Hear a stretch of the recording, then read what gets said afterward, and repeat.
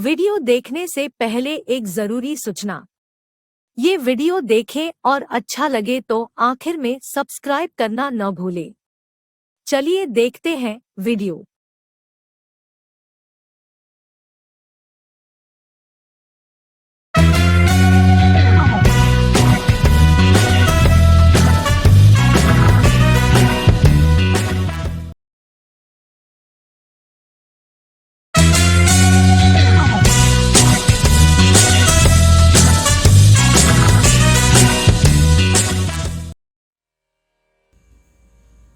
5-6 ବର୍ଷ ତଳର କଥାଟିଏ।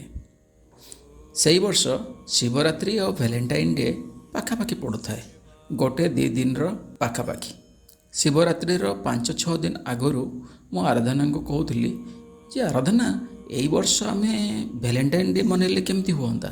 ଶିବରାତ୍ରି ଆର ବର୍ଷ ବନେଇବା। କିନ୍ତୁ ଆରା ରୋକ୍ ଠକ୍ ମନା କରିଦେଇଥିଲେ।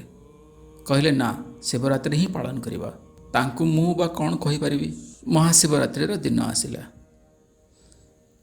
ଠିକ୍ ଶିବରାତ୍ରି ଦିନ ଆରାଧନା ଆଉ ମୁଁ ବାହାରିଲୁ ଲିଙ୍ଗରାଜ ମନ୍ଦିର।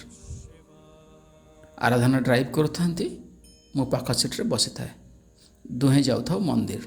ସେଦିନ ବହୁତ ସୁନ୍ଦର ଶାଢ଼ୀଟିଏ ପିନ୍ଧିଥାନ୍ତି ଆରାଧନା ଓ ସୁନ୍ଦର ବି ଦେଖାଯାଉଥାନ୍ତି। ଶିବଙ୍କ ବହୁତ ବଡ଼ ଭକ୍ତ ସିଏ। ମାଷ୍ଟର କ୍ୟାଣ୍ଟିନ୍ କ୍ରସ୍ କଲା ପରେ ପରେ ସେଦିନ ରାଜମହଲରେ ବହୁତ ଭିଡ଼ ଥାଏ।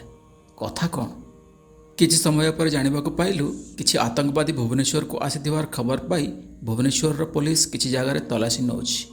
ଗୋଟେ ପରେ ଗୋଟେ ଗାଡ଼ିକୁ ଟିକନିକ୍ ଚେକ୍ କରି ଛାଡ଼ୁଛି। ବହୁ ସମୟ ପରେ ଆମ କାରର ପାଳି ଆସିଲା। 2 ଜଣ ପୋଲିସ ଆସି ଗ୍ଲାସ୍ ତଳକୁ କରିବାକୁ କହିବାରୁ ଆରା ମୋ ପଟର କାଚ ତଳକୁ କଲେ, କାରଣ ମୋ ହାତରେ କ୍ଷୀର ଭର୍ତ୍ତି କଳସ ଥିଲା। ପୋଲିସ ବାବୁ ଗାଡ଼ିର କାଗଜପତ୍ର ସହ ଆମ ଦୁହିଁଙ୍କ ପରିଚୟ ପତ୍ର ମାଗିଲେ। ନିଜ ହାତରୁ କଳସଟିକୁ ଆରାଧନାଙ୍କୁ ଧରେଇ ଗାଡ଼ିର କାଗଜ ସହ ଆମ ଦୁହିଁଙ୍କର ପରିଚୟ ପତ୍ର ଦେଲି। ପୋଲିସ ବାବୁ ଦୁହେଁ ତନ୍ନ କରି ସବୁ ଦେଖିଲେ। କହିଲେ ଠିକ୍ ଅଛି। ପୋଲିସ କୁକୁର ଆମ କାରର ପଛ ସାଇଡ଼୍କୁ ଟାର୍ଗେଟ୍ କରି ଜୋର ଜୋରରେ ଭୁକୁଥାଏ। ତାକୁ ଧ୍ୟାନ ନ ଦେଇ ମୁଁ ମୋ ସିଟ୍ରେ ବସିଲି। ଆରାଧନା ଗାଡ଼ି ଷ୍ଟାର୍ଟ କଲେ।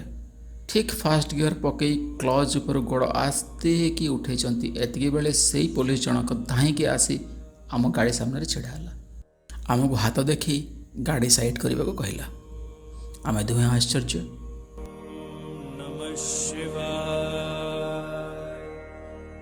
କାଗଜପତ୍ର ତ ଠିକ୍ ଥିଲା, ପୁଣି କ'ଣ ହେଲା? ଆରାଧନା ଗାଡ଼ି ସାଇଡ଼୍ କରି ମୋତେ କହିଲେ ଯାଇକି ବୁଝ ତ କ'ଣ କହୁଛନ୍ତି ସେମାନେ। ମୁଁ ବାହାରକୁ ଆସି ଦେଖିଲି ସେଇ ପୋଲିସ କୁକୁରଟା ଆମ କାରର ଡିକିକୁ ଶୁଙ୍ଘି ଶୁଙ୍ଘି ଜୋରରେ ଭୁକୁଛି। ପୋଲିସ ବାବୁ କହିଲେ ଡିକି ଖୋଲନ୍ତୁ। ଆରାଙ୍କୁ କହିଲେ ଡିକି ଖୋଲିବା ପାଇଁ। ଆରା ଖୋଲିଦେଲେ। ମୁଁ ଯାଇ ଡିକି ଖୋଲିଲି। ପାଖରେ ଥିବା ପୋଲିସ ବାବୁ ଜଣକ ଟର୍ଚ୍ଚ ଲାଇଟ୍ ଧରି ଆସିଥାନ୍ତି।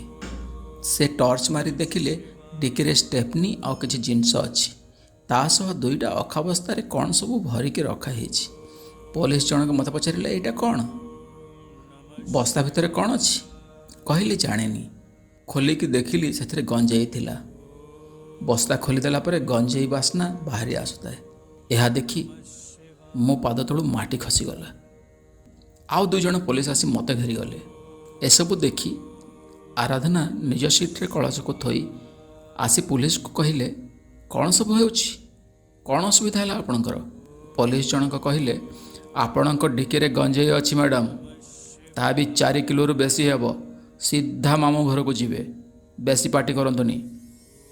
ଏତିକି ଶୁଣି ଆରା କହିଲେ ହଁ, ତ ଠାକୁରଙ୍କୁ ଗଞ୍ଜେଇ ଭୋଗ ଲଗାଇବା ପାଇଁ ନେଉଛି। ଆରାଙ୍କ ମୁହଁରୁ ଏତିକି ଶୁଣିଲା ପରେ ଖାଲି ମୁଁ ନୁହେଁ, ପୋଲିସମାନେ ଆଉ ଆମକୁ ଦେଖୁଥିବା ସବୁ ଲୋକଙ୍କ ଆଖି ଆଶ୍ଚର୍ଯ୍ୟରେ ବଡ଼ ବଡ଼ ହେଇଗଲା। ଜଣେ ପୋଲିସ ବାବୁ ଆରାଙ୍କୁ କହିଲେ ଭୋଗ ଲଗାଇବା ପାଇଁ 10 ଟଙ୍କାର ନେଇଥିଲେ ହେଇନଥାନ୍ତା? ସାଙ୍ଗେ ସାଙ୍ଗେ ଆରା ଜବାବ ଦେଲେ 10 ଟଙ୍କାର କ'ଣ ପାଇଁ ମୋ ପାଖରେ ପଇସା ଅଛି। ମୁଁ ମୋ ଠାକୁରଙ୍କୁ 4 କିଲୋ କ'ଣ 10 କିଲୋ ଗଞ୍ଜେଇ ଭୋଗ ଲଗାଇବି। କ'ଣ କରିବେ ଆପଣ? ମୁଁ ଏସବୁ ଶୁଣୁଥାଏ ଓ ଭାବୁଥାଏ ଏସବୁ ସ୍ୱପ୍ନ ନୁହେଁ ତ। ଏଇଆ ଭାବି ମୁଁ ନିଜେ ନିଜ ହାତକୁ 5-6 ଥର କାମୁଡ଼ି ପକାଇଲିଣି, କାଳେ ସ୍ୱପ୍ନ ହେଇଥିବ ବୋଲି। କାଶ ଆରାଧନା ଆଜି ଶିବରାତ୍ରି ନ ମନେଇବା ପାଇଁ ରାଜି ହେଇଥାନ୍ତେ। ଅଚାନକ ପୋଲିସ ବାବୁ ଆରାଙ୍କୁ କହିଲେ ସତରେ ଆପଣ ଜାଣିନାହାନ୍ତି ଏତେ ମାତ୍ରାରେ ଗଞ୍ଜେଇ ନେବା ଅପରାଧ? ଛୋଟ ଛୁଆଙ୍କ ପରି ଆରା କହିଲେ ନା। ପୋଲିସ ବାବୁ ଜଣକ ଆରାଧନାଙ୍କ ମୁହଁକୁ ଦେଖି କହିଲେ ମ୍ୟାଡ଼ାମ୍, ଆପଣ ଜଣେ ଭଦ୍ର ମହିଳା ଭଳିଆ ଲାଗୁଛନ୍ତି। ବୋଧେ ଆପଣ ଜାଣିନାହାନ୍ତି ଗଞ୍ଜେଇ ରଖିବା କେତେ ବଡ଼ ଭୁଲ। କେତେ ବଡ଼ ଅପରାଧ। ପାଖରେ ଗଞ୍ଜେଇ ରଖିବା ଏକ ଅପରାଧ। ଏତିକି କହି ସବୁ ଗଞ୍ଜେଇକୁ ନିଜ କଷ୍ଟଡ଼ିକୁ ନେଇ ଆମକୁ ଛାଡ଼ିଦେଲେ। ଆମେ ଦୁହେଁ ମନ୍ଦିରକୁ ଗଲୁ ସତ, ମୋତେ କିନ୍ତୁ ଶିବଲିଙ୍ଗ ବି ସେଦିନ କାରାଗାରର ଗୋଟିଏ ମୋଟା ଲୁହା ରଡ଼୍ ଭଳିଆ ଦେଖାଯାଉଥିଲା। ସେଇଦିନଠୁ ମୁଁ ନିର୍ଣ୍ଣୟ କରି ନେଇଛି ଯେ ଆରାଧନାଙ୍କ ସହ ମୁଁ ଯୁଆଡ଼େ ବି ଯିବି, ପ୍ରଥମ କାମ ହେଲା ଗାଡ଼ି ଡିକି ଭଲ ଭାବରେ ଚେକ୍ କରିବି। ଆଉ ସତରେ ମୁଁ କରୁଛି ବି। ଏମିତି ରକ୍ଷା ପାଇଥିଲୁ ସେଦିନ। आचार्य विजन का ये वीडियो कैसा लगा, लाइक और कमेंट जरूर करें।